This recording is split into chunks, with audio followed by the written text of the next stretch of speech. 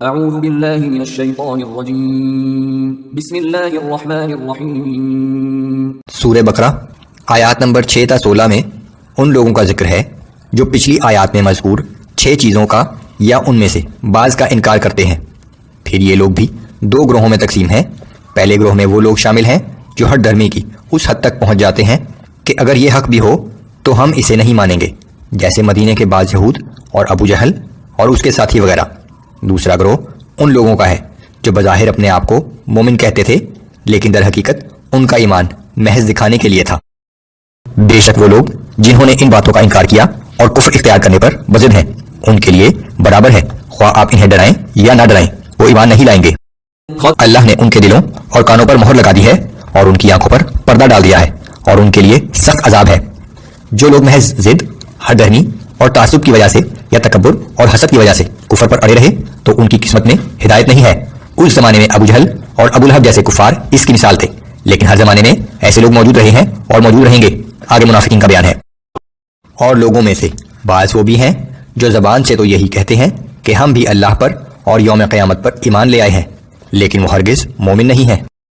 وہ اللہ کو اور اہل ایمان کو دھوکہ دینا چاہتے ہیں، مگر وہ صرف اپنے آپ ہی کو دھوکہ دے رہے ہیں، لیکن انہیں اس بات کا بھی شعور نہیں ہے۔ ان کے دلوں میں نفاق کی بیماری ہے، پس اللہ نے ان کے اعمال کی وجہ سے ان کی بیماری کو اور بڑھا دیا، اور ان کے لیے دردناک عذاب ہے کیونکہ وہ جھوٹ بولتے تھے۔ اور جب ان سے کہا جاتا ہے کہ زمین میں فساد برپا نہ کرو تو کہتے ہیں کہ ہم تو اصلاح کرنے والے ہیں۔ یاد رکھو کہ یہی لوگ حقیقت میں فساد برپا کرنے والے ہیں، مگر انہیں اس بات کا شعور تک نہیں ہے۔ اور جب ان سے کہا جاتا ہے کہ تم بھی ایمان لے آؤ جیسے سب لوگ ایمان لائے ہیں تو کہتے ہیں کہ کیا ہم اس طرح ایمان لے آئیں جس طرح یہ بیوقوف لوگ ایمان لائے ہیں۔ جو غریب لوگ رسول اللہ صلی اللہ علیہ وآلہ وسلم پر ایمان لائے تھے، کفار کے سردار انہیں بیوقوف سمجھتے تھے۔